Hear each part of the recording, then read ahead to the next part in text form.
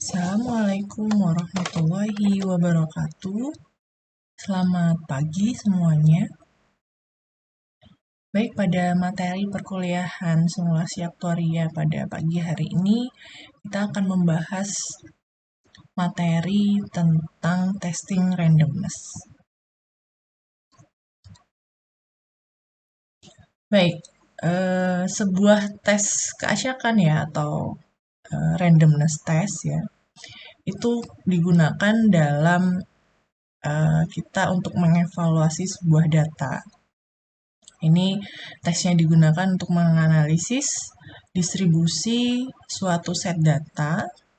Di sini untuk melihat apakah itu dapat digambarkan sebagai suatu data random atau apakah datanya itu memiliki suatu pola tertentu. Nah, di dalam pemodelan stokastik ya, seperti halnya contohnya di beberapa simulasi komputer ya atau beberapa simulasi data, keacakan ini diharapkan dapat diverifikasi atau dapat dibuktikan dengan suatu uji keacakan formal ya, suatu formal test gitu ya untuk menunjukkan bahwa data tersebut valid digunakan dalam simulasi. Nah, pada beberapa minggu yang lalu kita sudah membahas tentang pseudo random ya. Nah, di sini kelanjutan dari pseudo random ini nanti adalah materi ini yaitu testing randomness.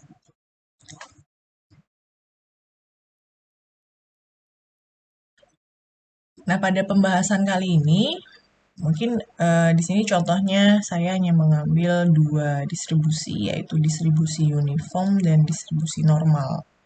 Di mana nanti testing randomness yang akan kita bahas adalah mengenai testing distribution fit dan juga testing independence. Jadi di dalam pseudo random itu sebuah tes randomness yang dilakukan adalah distribution fit ya.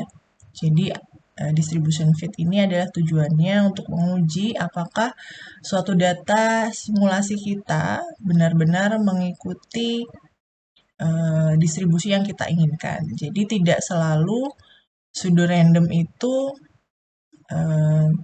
menghasilkan data yang sesuai. Jadi kalau misalnya kita membangkitkan sebuah data distribusi normal begitu dengan random acak normal gitu ya R0.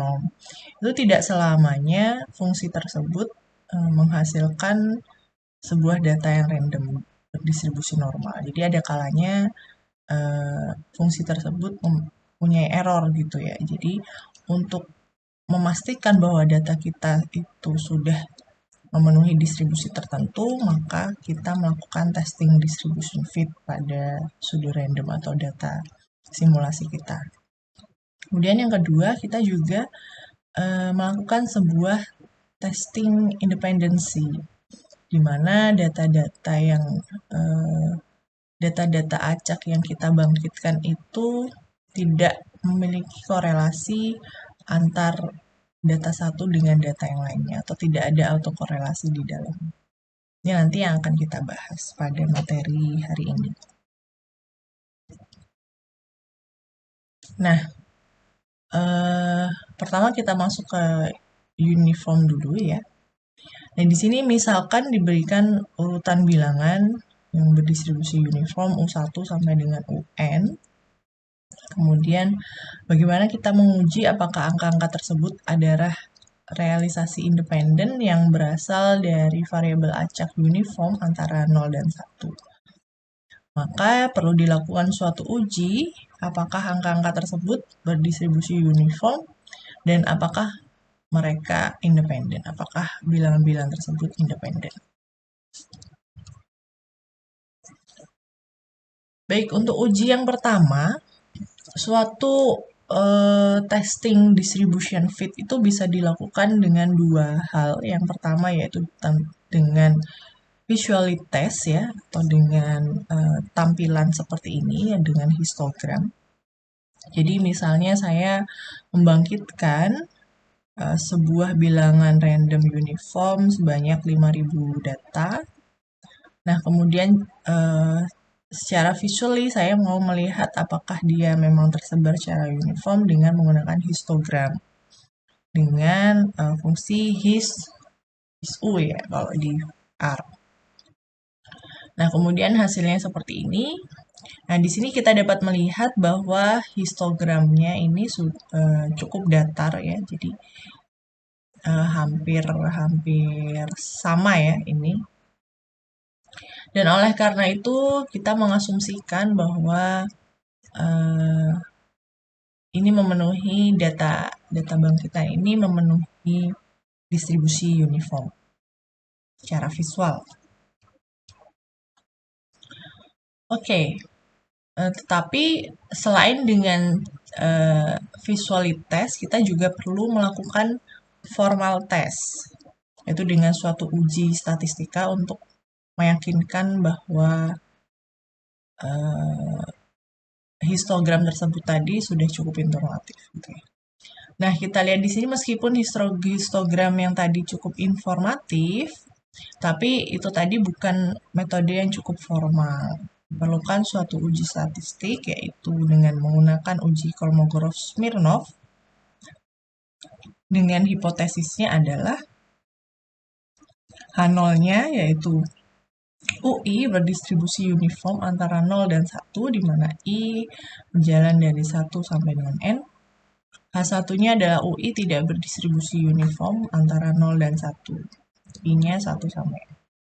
Nah, sintaks R-nya yang kita pakai yaitu dengan KS titik test ya. Ini adalah fungsi tes Kolmogorov-Smirnov pada R. Kemudian buka kurung, di dalam kurung adalah datanya, kemudian koma, P-unif. P-unif ini karena kita ingin menguji apakah suatu data tersebut berdistribusi uniform, maka kita menuliskan di sini adalah P-unif. Oke. Kemudian diperoleh outputan seperti ini. Di sini didapatkan bahwa p-value sebesar 0,4053. Maka kita menetapkan alfanya adalah 5%, sehingga p-value lebih dari alfa, sehingga keputusannya adalah gagal tolak H0. Sehingga kesimpulannya UI data tersebut sudah memenuhi distribusi uniform. Jadi yang disajikan oleh histogram ini sesuai. Gitu ya. Oke, kemudian ada contoh lagi yang kedua.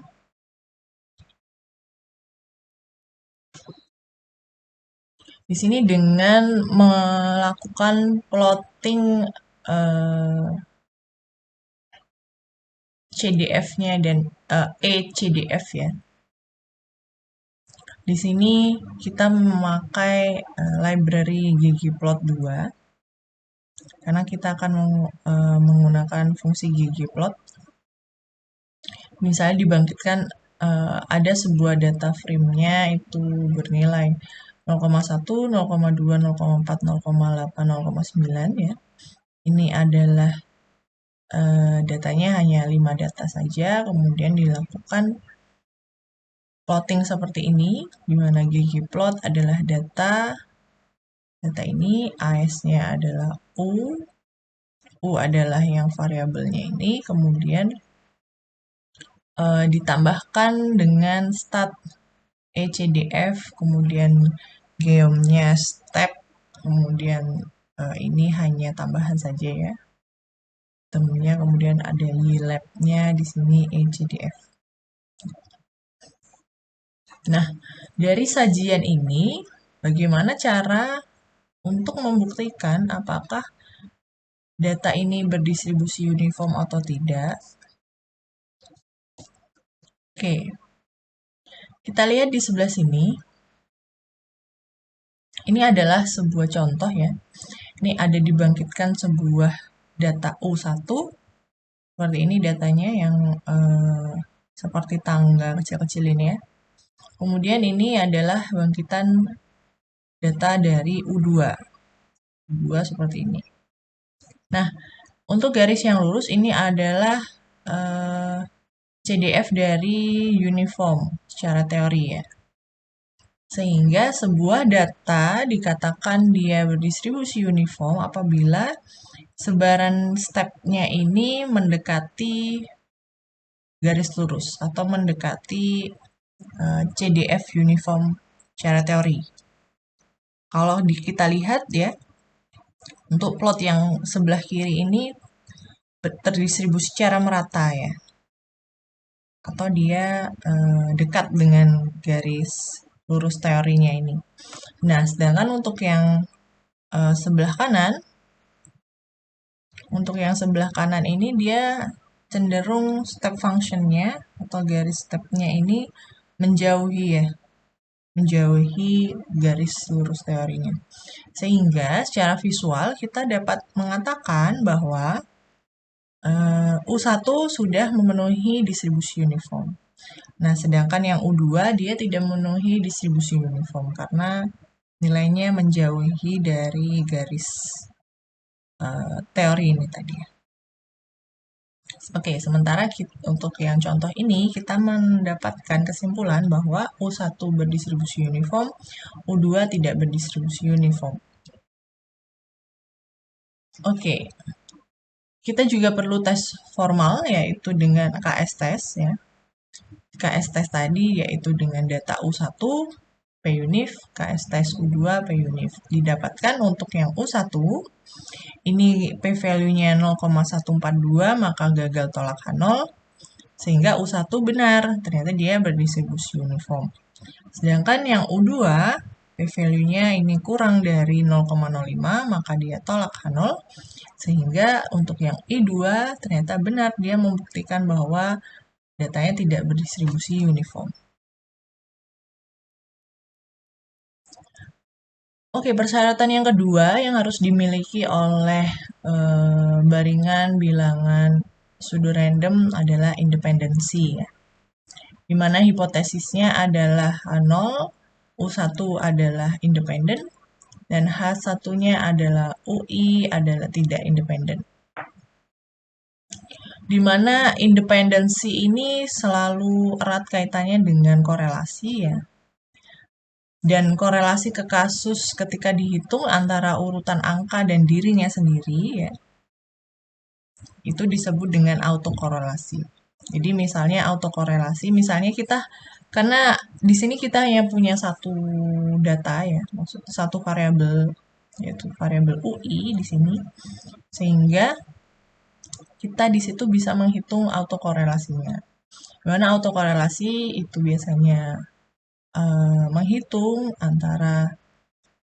korelasi antara U1 dan U2, kemudian U2 dan U3, dan seterusnya sampai UN-1 sampai UN. Ini yang disebut dengan autokorelasi.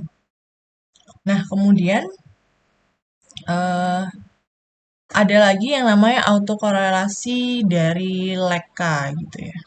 Autokorelasi Leka maksudnya di sini adalah kita menghitung korelasi dari U1, U1 plus K, U2, U2 plus K, dan seterusnya UN, min K, sampai dengan UN. Nah, di sini jika autokorelasi dari berbagai leg ini tadi mendekati 0, ya jika autokorelasi dari berbagai leg itu mendekati 0, ini memberikan indikasi bahwa data tersebut independen. Jadi, pada saat kita menyajikan suatu autokorelasi leg ke K itu nilainya harus mendekati 0. Oke, kita lihat di sini cara mendeteksi independensi pada pseudo random ini dengan melihat ACF ya, autocorrelation function ya. Biasanya ini kalau misalnya di time series ya, di time series ini bisa sebelum menguji memodelkan data seriesnya, kita testing dulu ACF-nya untuk melihat stationarity-nya kan biasanya. Nah, di sini maksud dan tujuannya adalah untuk menguji independensi data. Oke, kita lihat di sini. Di sini kita bangkitkan sebuah U1. Ini adalah berdistribusi uniform R-unif sebanyak 200 data. Kemudian kita plot ACF-nya, didapatkan plot ACF seperti ini. Oke, di sini eh, yang semuanya sudah masuk ke dalam garis biru putus-putus ini ya. Maksudnya dia sudah berada di dalam rentang. Nah, kalau misalnya semua leg ini berada di dalam rentang, maka dikatakan datanya sudah independen. Kita lihat di sini ya, yang ini kan yang paling panjang adalah leg ke 0. Sehingga kalau misalnya kita lihat di sini U1, U1 plus 0, U2, U2 plus 0. Jadi berkorelasi terhadap datanya sendiri kan ya. Berarti tidak masalah, dia tidak ada autokorelasi leg ke K gitu. Sehingga bisa dikatakan datanya sudah independen. Nah, kemudian contoh yang kedua saya membangkitkan sebuah data U2 dengan replika 1 sampai 10, kemudian ini direplika sebanyak 4 kali, masing-masing 4, kemudian diulang sebanyak 10 kali, dan seterusnya ini ya. Kemudian ditambahkan dengan sebuah data 400 data dari norm R norm, minnya 0,2 ini. Nah, kemudian data ini dimasukkan ke dalam sebuah fungsi, itu U2 minus dari minimum U2 dibagi maksimum U2 minimum U2 dan seterusnya. Maka didapatkan histogram dari U2 untuk menguji distribution fit-nya. Kemudian kita memplot ACF-nya untuk menguji independensi data.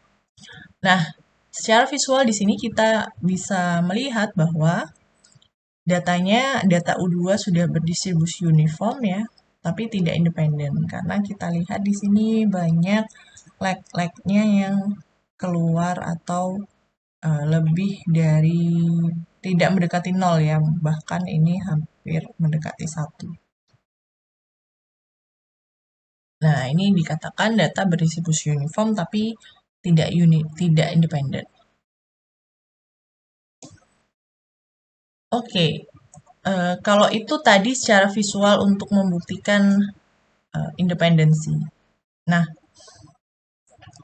untuk secara formal tes ya, kita bisa menggunakan sebuah fungsi atau uji statistik yang bernama box test ya.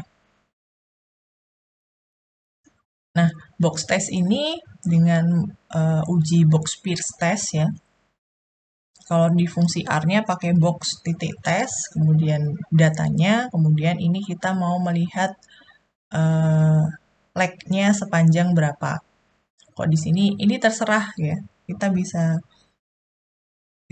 menuliskan leg-nya 10 atau leg 20 dan seterusnya. Karena biasanya kenapa di sini kok leg-nya 5? Karena hanya dengan 5 leg saja biasanya sudah ketahuan.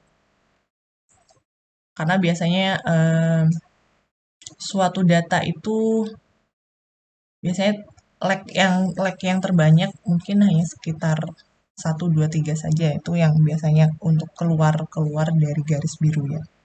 Sehingga di sini leg-nya sama dengan 5. Nah, di sini dikatakan bahwa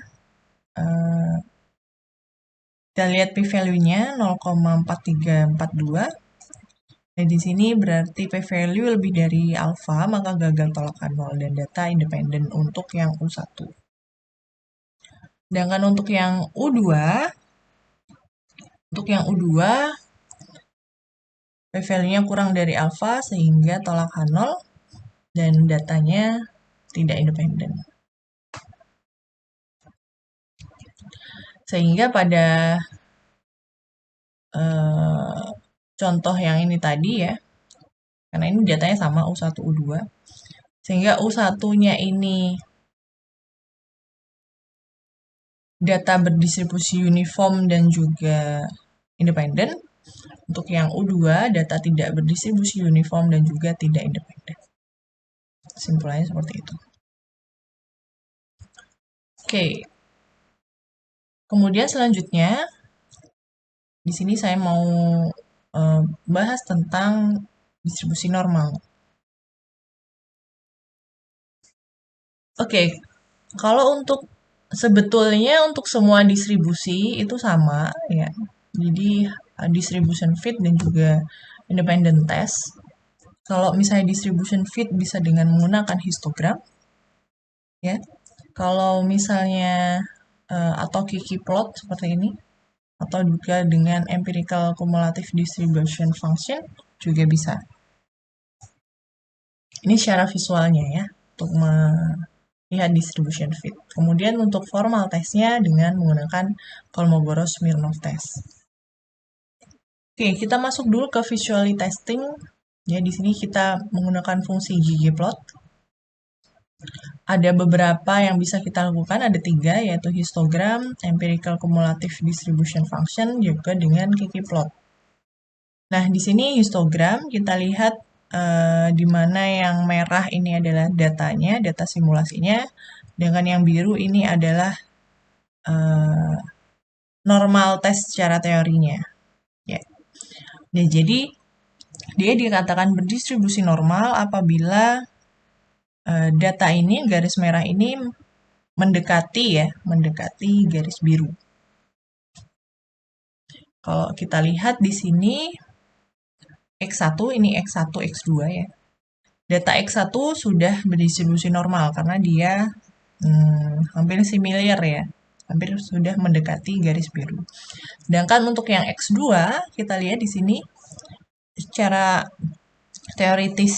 teorinya garis normalnya harusnya di sini. Nah, sedangkan secara empirik, secara simulasi diperoleh datanya menjauhi ya. Tidak ya, ini maksudnya datanya menjauhi garis biru. Ya. Sehingga secara visual kita bisa katakan bahwa X2 tidak berdistribusi normal. Kemudian ya, dilihat juga dari empirical cumulative distribution function. Di sini X1 sudah mendekati garis biru ya. Sedangkan X2 dia menjauhi ya. Garis merahnya dia menjauhi garis biru. Kurang fit ya ini, kalau bisa dikatakan kurang fit. Kalau ini dia sudah fit. Oke, yang ketiga adalah dengan Kiki plot. Nah, kalau kita lihat di Kiki plot untuk X1 dan X2 ini, kita lihat titik-titiknya sudah, kedua gambar ini memperlihatkan bahwa titik-titiknya sudah berada di sekitar garis lurus ya.